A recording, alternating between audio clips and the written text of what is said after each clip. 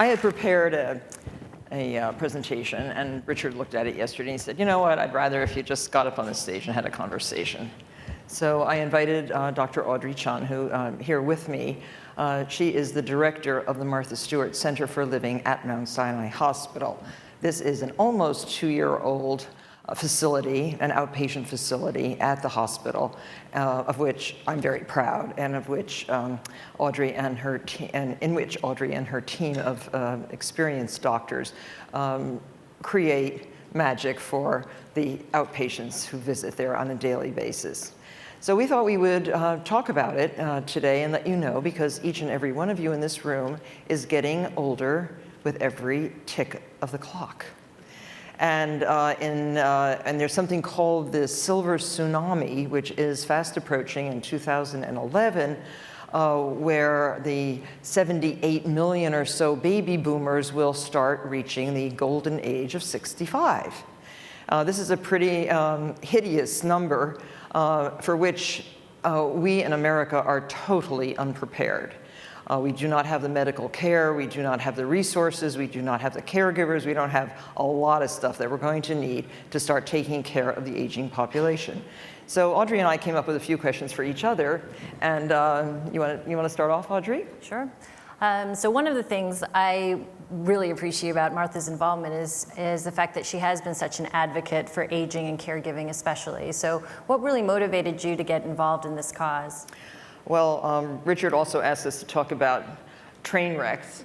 I had a train wreck about, I can't remember how many years ago. I have no perception of time whatsoever, which is a good thing. But I think about 4 years ago, I had to go to a little place. I had to go to Yale, we called it. It was a joke.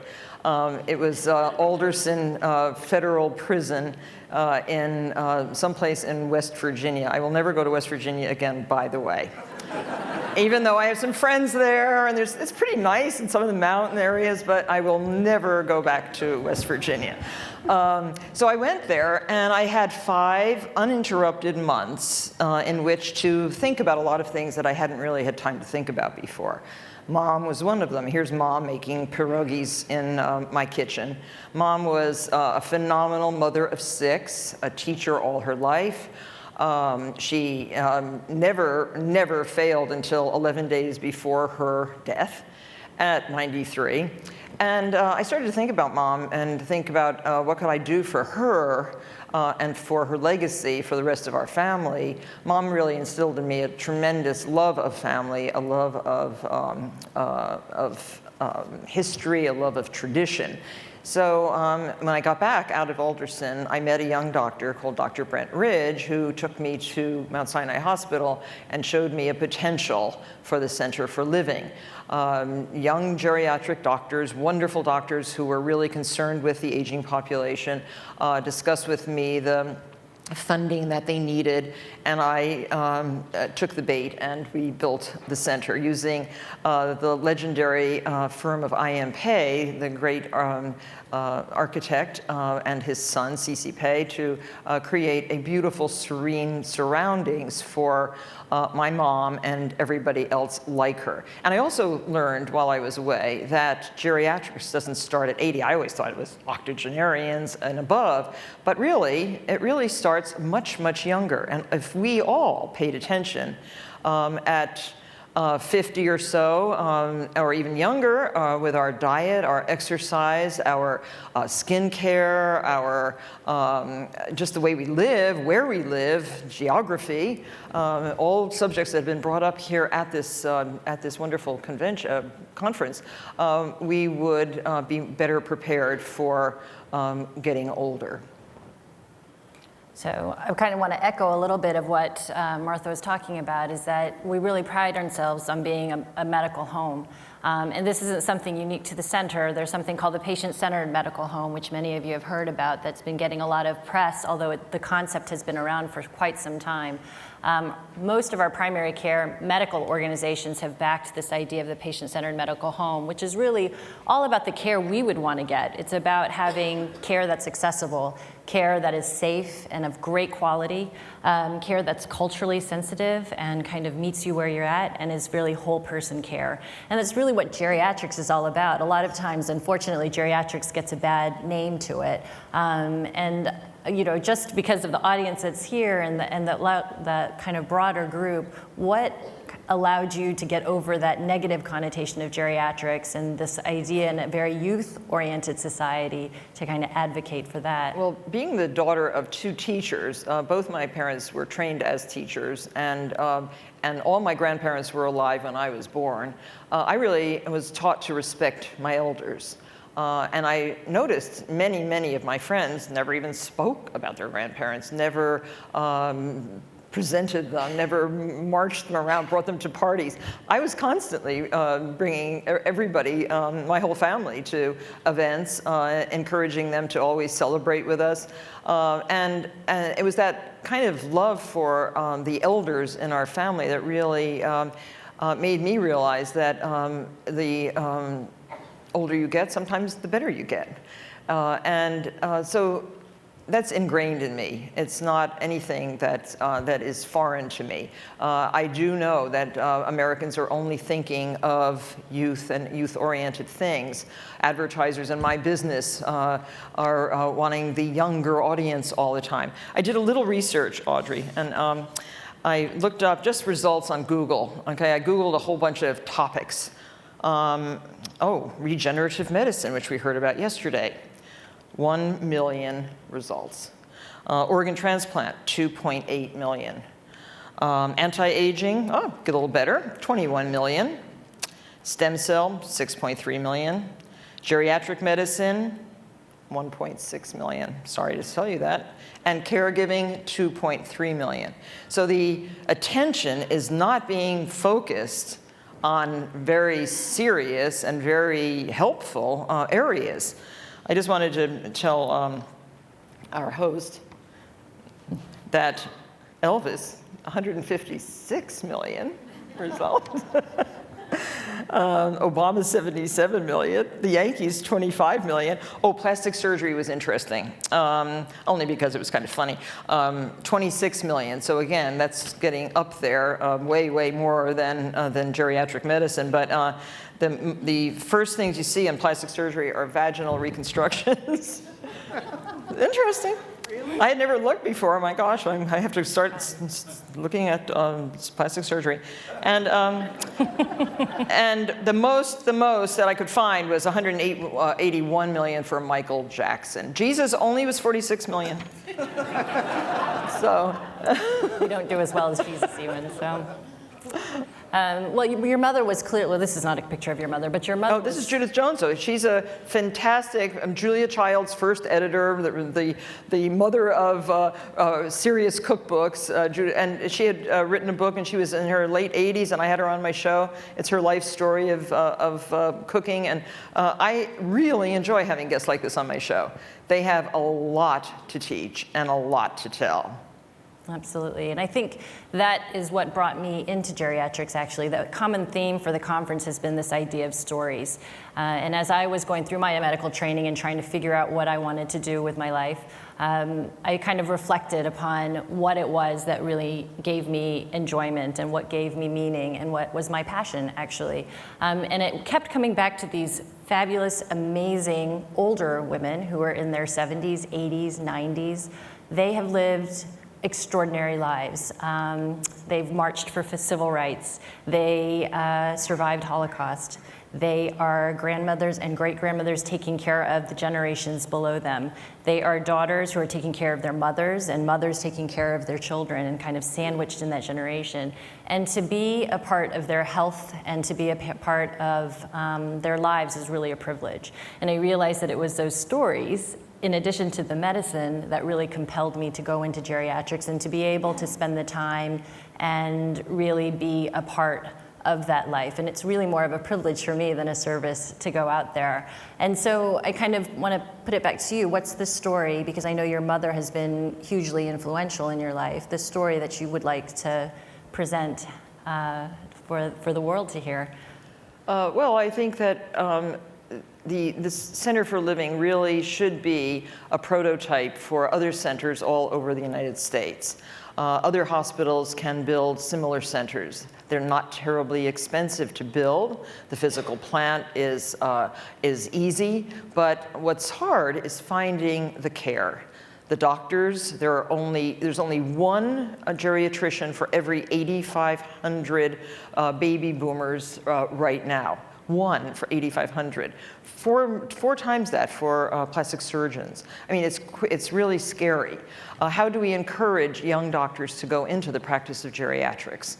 We're going to try. We're going to try to help focus a little bit more on this aging population. What about the caregivers? There are 44 million caregivers in the United States.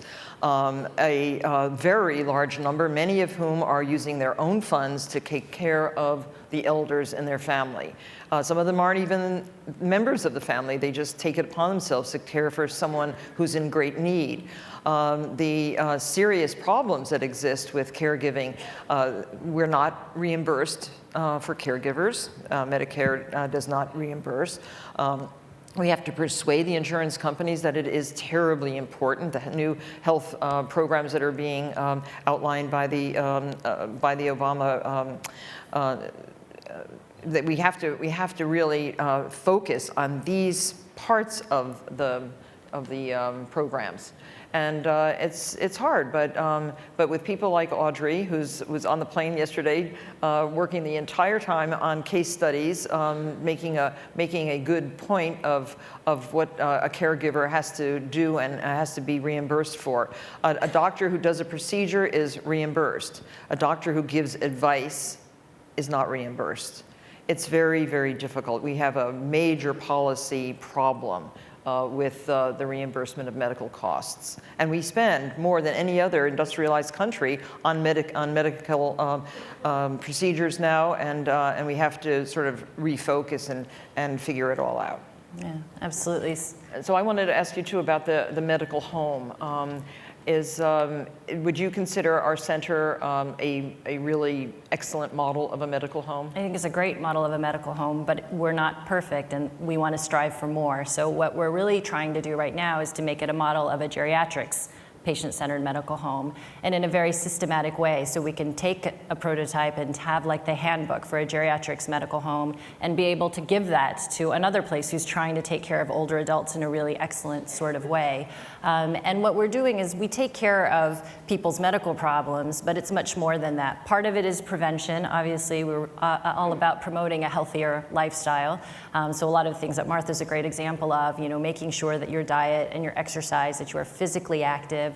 We have activities in our own center that are really promoting good health and have medical evidence that they're of benefit. So Tai Chi to prevent falls and to improve balance, weight-bearing classes to improve bone strength and to prevent fractures should, God forbid, there be a fall. And a lot of social engagement to try to get our patients educated about their diseases should they have them, because we can prevent to a certain point, but then we, even if you do everything right, sometimes you still develop that. And many of these services, many of the exercises and things are taught by volunteers at the center or just near the center for yoga studios and things, offering very, very excellent instruction to the 2,700 or so outpatients that the center services now.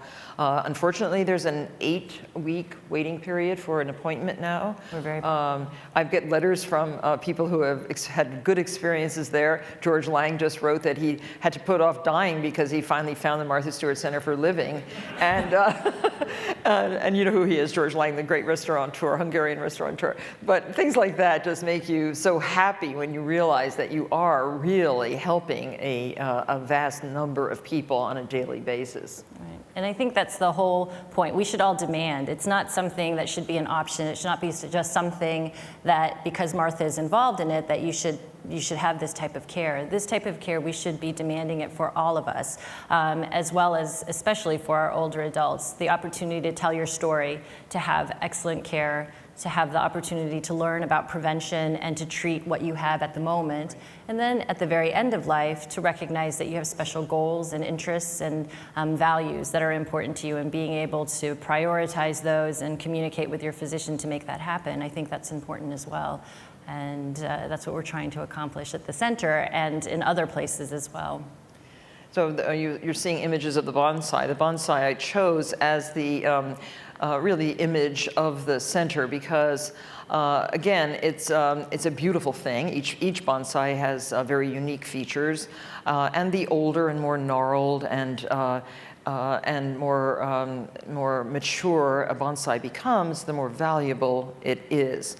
And I had the luck of meeting the bonsai master of Japan several years ago. I was wandering around the countryside in a remote part of Japan, and I came upon this bonsai park, and he was 97 years old. He had cared for the emperor's bonsai in the Tokyo Palace, and he showed me pictures and showed me all kinds of things, and he had even once delivered a bonsai to the White House, to President Reagan. So it's a wonderful symbol, and we do keep bonsai alive at the center, and we use them as decorations, both in photographs. Hands, too, are another thing that we show a lot at the center. Our great photographs in the center are all of people's hands holding things, the hands that really do the work. And all my photographers who have worked with us for years and years donated all their beautiful photographs for the center. So it's those kinds of things people notice. You don't think maybe, oh, are they going to notice? But they notice the comfort, the serenity of the surroundings. They notice all those kinds of things. And of course, why not? They're being paid attention to, which is very, very important when so many older people are facing severe isolation. Much worse than a solitary cell when you're in a small apartment in New York City or in any city, all alone with no one to talk to, nowhere to go for care and help. Right. And one of the other things that we had talked about before was that this population, you can't generalize or stereotype in any sort of way by age. I have a 93-year-old who's still doing yoga every single day, is still very active in her community, chaining herself to playgrounds to keep themselves from being closed. And I have other 93-year-olds who have the same medical conditions and yet are much more isolated, much more homebound, and require a lot more care. So you can't look at chronologic age and kind of predict what a person is about. So that's why there's much more that we have to delve into instead of just that medical list. And it is about your genes. It is about your what you've eaten. It is about where you have lived. It is about how you look at life and the people around you. It is about all those things. And I'm working on a caregiver's manual right now, which will probably be an online book for caregivers. I think it's a very, very important. There are a few caregiving kind of manuals, but I'm approaching it the same way I approach my homekeeping handbook. Step by step, how do you take care of what you have to take care of? And I think it will be a very valuable tool. And Audrey, too, is working on, why don't you describe your book that you're working on? Sure, I'm just working on a book called Geriatric Care by Design, which is talking about structural design, the physical design that's necessary to take care of older adults, and in a sensitive way. You don't want it to look horrible and ugly and like an institution, as well as kind of the flow, the systematic design that you need to have in a medical practice to really take care of older adults in a wonderful way. Talking about the idiosyncratic nature of getting old, I had my 50th reunion from high school last Saturday.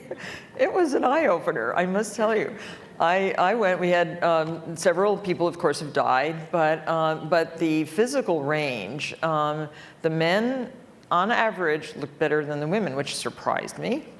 There was a lot of disease, serious disease, and it was really amazing. And we all grew up in the same little town with the same kind of environment.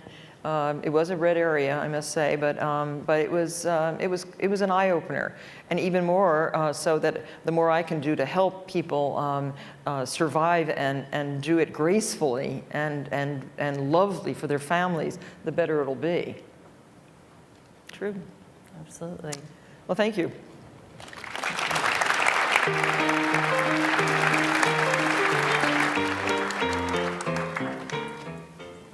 Yes. No, I wanted to play that so they can hear that.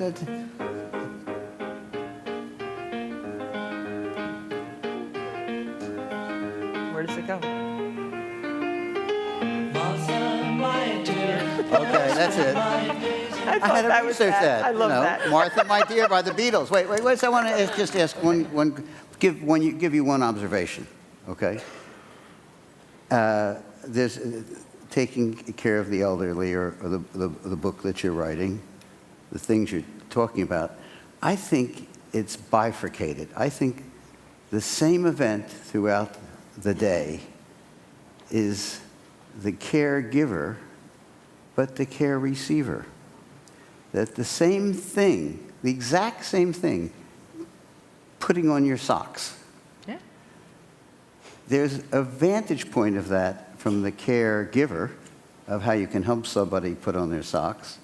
But the exact same thing is how can you put on your socks? Well, exactly. And it's the same thing, and it's but the caregiver has to know how to tell that person. That's why you have to tell two stories parallel. Exactly. It's two stories parallel. I totally agree. And it is that rationale Yep.